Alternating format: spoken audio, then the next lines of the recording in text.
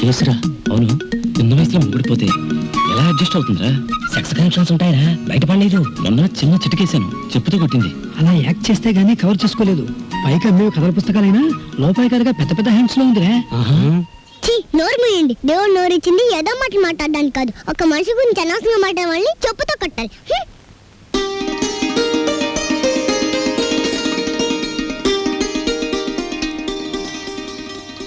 అన్నయ్య అన్నయ్య, సైకిల్ కూడా లేవే.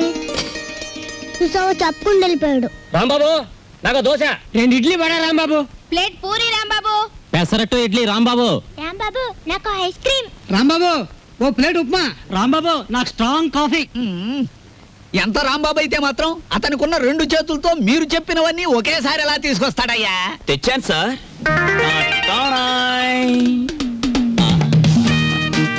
ఏమైంది? నాకు జాబ్ వచ్చింది. కంగ్రాచులేషన్స్.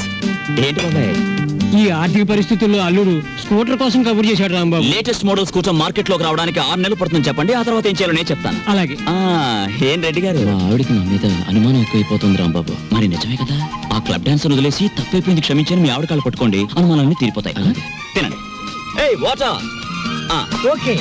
Hello sir. ఏంది అయ్యా రాంబాబు, జాదుగరి ఈ హోటల్లో ఉన్నదో నీ చేతుల్లో ఉన్నదో తెలియదు గాని ఈడికెళ్ళి పార్సిల్ తీసుకొస్తేనే ఈ స్కూల్కి పోతామని నా 3 ఫ్యామిలీస్ పోరగాళ్ళు అర్థాలు చేస్తుండ్రు. కానిస్టేబుల్ పంపించవా అంటే దీని తల్లి వాళ్ళే సగం తిని బారి నూపుతారు. అందుకని నేనే వచ్చిన. కట్టు ఒక చిన్న సజెషన్, మీరు మీ ఉద్యోగమైనా మానేయండి లేదా 2 ఫ్యామిలీస్ అయినా కట్ చేయండి.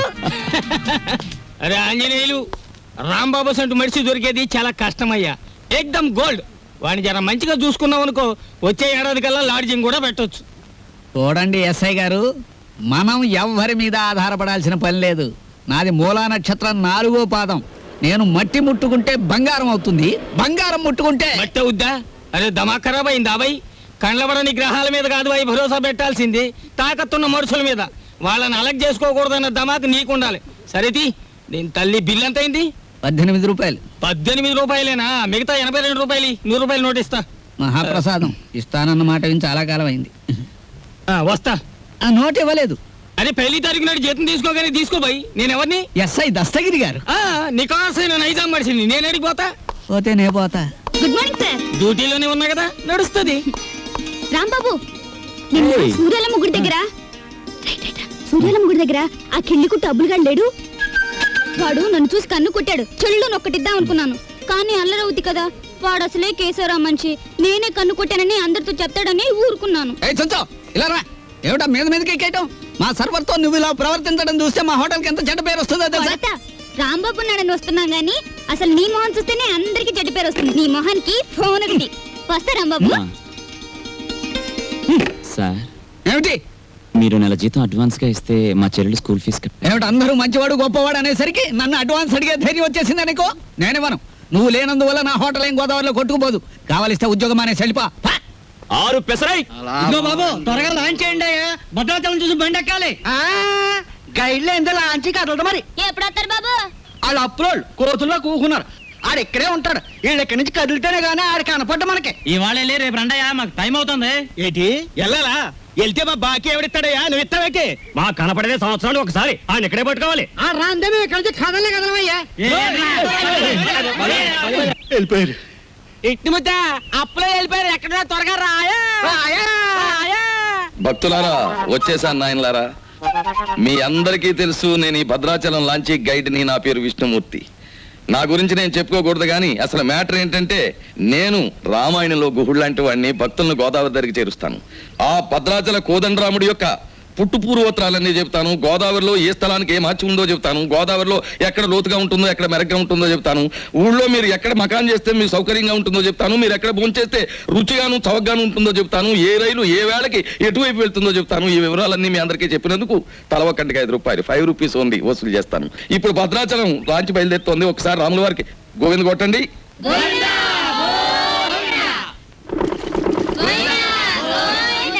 అసలు మ్యాటర్కి వస్తాను. శ్రీరాములు వారు చిత్రకూట పర్వతానికి వెళుతూ షార్ట్ కట్ లో, అంటే బంగారు లేడి మ్యాటర్కి ముందన్నమాట. అదిగో అక్కడ మకాన్ చేశారు. అలా చూడండి. ఆ పక్కనే పెద్ద బండ కనిపిస్తోంది చూడండి. అక్కడ సీతమ్మ వారు చీరలు తుక్కునేవారు. అలా చూడండి. భారత కాలంలో పాండవులు వనవాసానికి వచ్చినప్పుడు ఈ గోదావరి ఒడ్డునే వెళ్తుండగా భీముడు కాలు జారి పడ్డాట. కృష్ణ భగవానుడు వచ్చి పైకి లేవదీశాట. అక్కడ ఒక పెద్ద గొయ్యి పడిందట. ఇప్పటికీ ఆ గొయ్యని కృష్ణ భీమ గొయ్య అంటారు. దాన్నే బ్రహ్మరంధ్రం అని కూడా అంటారు. అది అదేంటండి భారతం ఇటువైపు రామాయణం అటువైపు జరిగిపోయిందంటారు? చేచే మేము నమ్మం. ఆ? ఉమ్. అపచారం అపచారం. ఏమైందిరా? మిషన్ మొత్తం చెడిపోయిందండి. కొంప మునిగింది. ఈయనేదో అప్రాచప్ మాట అన్నాడు, లాంచ్ ఆగిపోయింది. ఎదురా సుడిగుండాలున్నాయి. ఆ. మొన్న నైజీరియా వాడ పులుసులో వంకాయల బుడుక్కుమని ఇక్కడే మునిగిపోయింది. భక్తులారా, మీరెవ్వరూ ఏమీ భయపడకండి. పంతులు గారు వాళ్ళు హడిల్ చచ్చే మ్యాటర్ చెబుతారు ఏమిటండి? ఏమన్నా విరుగుడు మ్యాటర్ ఉంటే చెప్పండి. ఇప్పుడు మేము ఏం చేయాలి? ఏముందండి, గంగపోతు చేయాలి. ఆ. మీరు 100 ఇవ్వండి, భక్తులందరూ తలో 10 రూపాయలు ఇస్తారు, చేసేస్తాను. నా 100. ఓం గంగే జవనే జైవ గోదావరి సరస్వతే నర్మదా సింధు కావేరే జలేస్మిన్ సన్నిధిం కురు కావేరే తుంగభద్రా చ కృష్ణవేణి చ గౌతమి భాగీరథే మహానద్యా పంచగంగా ప్రకీర్తితా. ఓం శాంతి శాంతి శాంతి. యంత్రే ప్రారంభే శుభే. మోటార్ ఎదులు.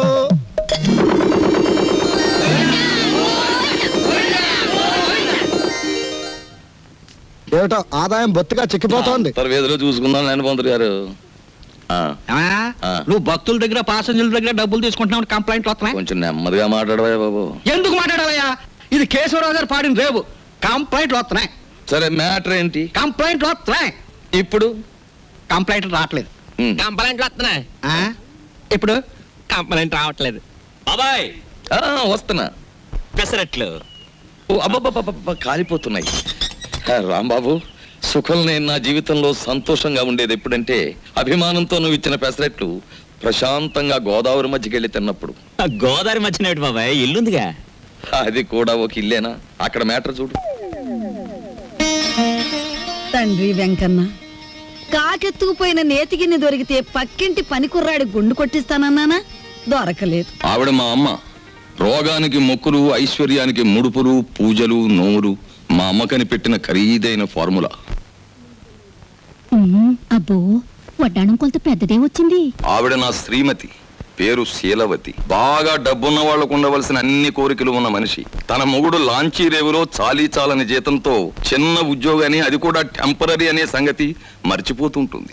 ఇక్కడ బ్రాకి లంగాకి మ్యాచింగ్ కుదరట్లేదు, అస్సలు కుదరట్లేదు తెలుసా? అమ్మో మా కాలంలో చీరకి జాకెట్కే మ్యాచ్ని చూసుకునేవాళ్ళం. మీ కూతుని చూసారా? ఓసి నీ సిగ్గు బొగ్గులవ్వ. లంగాకి బాడీకి మ్యాచింగ్ ఏమిటే? రేపు పెళ్ళయ్యాక మ్యాచింగ్ కుదరలేదని మొగుణ్ణి కూడా వదిలేస్తావా? సర్లే, హారత్ తీసుకో, ద్వాదశ గడియలు వచ్చేస్తున్నాయి. మా చెల్లాయి విదేశీ ఫ్యాషన్స్, సినిమాలు, వారపత్రికలు అంటే చెవి కోసుకుంటుంది. కానీ వర్షం వస్తే మా నట్టిల్లు కురుస్తుంది అని ఎప్పుడూ గుర్తుకు తెచ్చుకోదు. హారత్ తీసుకో. అమ్మమ్మా, ఆ అరుపులేమిట్రా? నీ అమ్మ కడుపు మాడా, నీ గొంతు నొక్క. నొక్కుతావమ్మమ్మా, నొక్కుతావు. తరతరాలుగా యుగ యుగాలుగా మీలాంటి మూఢ భక్తులు నాలాంటి హేతువాదుల గొంతు నొక్కుతూనే ఉన్నారు. మతం మత్తుమంది అన్నారు.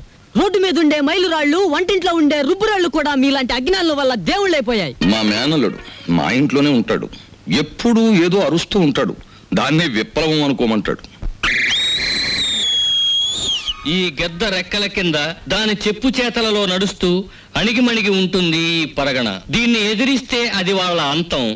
దానికి దాసోహం అంటేనే జీవితం. రాంబాబు ఉద్యోగం దొరక్క సర్వరైన, విష్ణుమూర్తి గతిలేక గైడ్ అయిన కారణం ఈ గెద్దే. ఈ గెద్ద పేరే దుగ్గిరాల కేశవరావు. కలెక్టర్ గారు, మీరిద్దరూ ఈ 2 జిల్లాలకి సంబంధించిన అధికారులు. అంతేకాదు, ఎంతో కాలంగా ఇక్కడి నుంచి ట్రాన్స్ఫర్ కాకుండా ఉన్న అధికారులు కూడా మీరే. అది ఎందుకో మీకు తెలుసు, నాకు తెలుసు. ఏమంటారు? అదేంటి సార్, మిమ్మల్ని కాదంటే గవర్నమెంటే పడిపోతుంది. ముఖ్యంగా ఇప్పుడు మిమ్మల్ని పిలిపించిన కారణం ఏమిటంటే, గవర్నమెంట్ రైతులకు ఇవ్వబోయే రుణాలు మా సెక్రటరీ ఒక లిస్ట్ ఇస్తాడు. దాని ప్రకారం పంచిపెట్టండి. ఇవి ముఖ్యంగా పేద రైతులకి వాళ్ళని గవర్నమెంట్ ఇస్తున్నది కదా, ఇబ్బంది అవుతుందేమో సార్. మాకే నీతులు చెప్తున్నారా? హ్మ్. దేశం మారిపోయిందన్నమాట. కానీ ఈ కేశవరావు మారలేడు, మారడు. గుర్తుంచుకోండి. అలాగే సార్, మీరు చెప్పినట్టు చేస్తాం. ఏదో డ్యూటీ ప్రకారం అన్నాం అంతే సార్. డ్యూటీ కోసం సిన్సియర్గా బతకటం కంటే మీ బతుకుల కోసం మా మనుషులుగా బ్రతకటం మీకు చాలా ముఖ్యం. అర్థమైందా? వెళ్ళండి. ఏదో భగవంతుడు దయ వల్ల మనం గొప్ప స్థితిలోనే ఉన్నాం. ఇంకా ఎందుకండి నేల మీద గింజలు నాలుగుతో అద్దుకున్నట్టు మీకు ఈ గొడవలు? చూడు, పేదవాణ్ణి ఇంకా పేదవాణ్ణి చేసినప్పుడే గొప్పవాడు గొప్పవాడుగా ఉంటాడు. వాడు పెరిగితే మనకాడు పట్టేదెవరు, మన మూటలు మూసేదెవరు? అప్పుడు వాళ్ళకి మనకి తేడా ఏమిటి? ఒక్కటి గుర్తుంచుకో, ఇది మా తాతల కాలం నుంచి మేం పాటిస్తున్న శిలాశాసనం. ఎంత? మనం డబ్బు గలవాళ్ళమే, కానీ ఆ డబ్బు దాచుకున్నప్పుడే మనకి గౌరవం. డబ్బు ఖర్చు చేయటం నాకు ఇష్టం ఉండదు. అది తెలిసి కూడా మళ్ళీ మళ్ళీ అడగడంలో నీ ఉద్దేశం?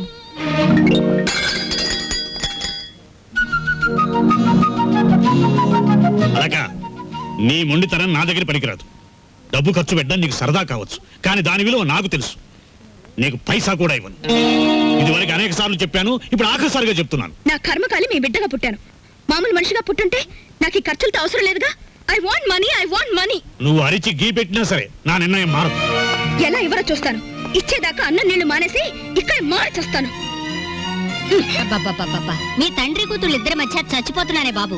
ఆయన లాంటి మొగుడు నీలాంటి కూతురు దొరుకుతుందనే కాబోలు మా పుట్టింటి వాళ్ళు పోతూ పోతూ నాకు కొంచెం డబ్బిచ్చిపోయారు. నేనిస్తానుగా. జయమ్ము నిశ్చయమ్మురా, భయమ్ము లేదురా, జంకు బొంకు లేక ముందు సాగిపొమ్మురా,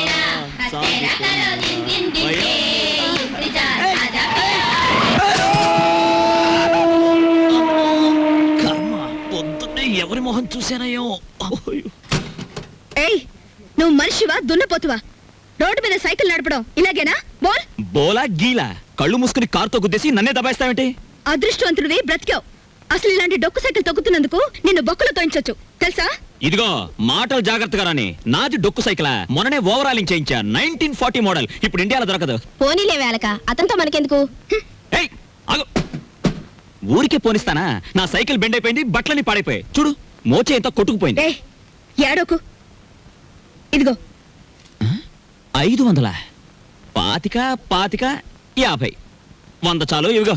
ఏయ్, మళ్ళీ మాట్లాడితే వేగించు కొడుతుంది. తీసుకో. కొండ ముచ్చులు. ఏయ్, అలాకెవరనుకుంటున్నావు? ఎక్స్ మినిస్టర్ రావు బహదూర్ దుగ్గిరాల కేశవరావు గారి కూతురు. దుగ్గిరాల కేశవరావు, బొంగరాల అప్పారావు. ఎవరి కూతురైతే ఏంటి? కళ్ళు మూసుకుని గుద్దాడువేనా? ఈసారి దొరకని చెప్తాను. ఏనైనా అప్పుడే ఇంటికి వచ్చేసావంటే అవుటింగ్లోనే ఉండలేకపోయావా? చెల్లెమ్మకు కోపం వచ్చినట్టుంది. రాదు మరి, ఇవాళ ఏకాదశి వచ్చి తలంటుతానని చెప్పానా? ఈలోగా వెళ్ళిపోతావా? ఓహో, అదా సంగతి. నీతో చెప్పకుండా వెళ్ళానా? అందుకే నన్ను కారు గుద్దేసింది. బాబు, నేను అదుపులో పెట్టలేకపోతున్నాను. త్వరగా పెళ్ళాన్ని తెచ్చుకున్నావంటే నేను హాయిగా కూర్చుని ఏదో ఈ ABCD అనుకుంటాను. సిక్కొకటి. ఎప్పుడు పెళ్ళేసుకుంటావు చెప్పు? పెళ్ళంటే కిరాణా కొట్టుకెళ్ళి మిఠాయి కొనుక్కోవడం అనుకున్నావమ్మా? జూకెళ్ళి పెద్ద ఏనుగును కొనుక్కున్నట్టు. నాకు ఆకలిస్తుంది, వెళ్ళి ఫోన్ చేద్దామా?